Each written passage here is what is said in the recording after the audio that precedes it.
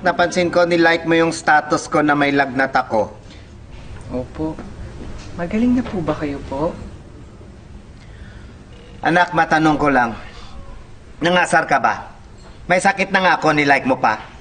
Alam mo ba ibig sabihin ng salitang like? Para gustong-gusto mo magkasakit ako, ha? Nasisiyahan ka ba pag hindi maganda ang pakiramdam ko?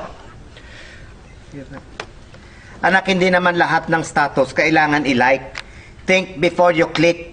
Click ka ng click, hindi ka na nagtitink.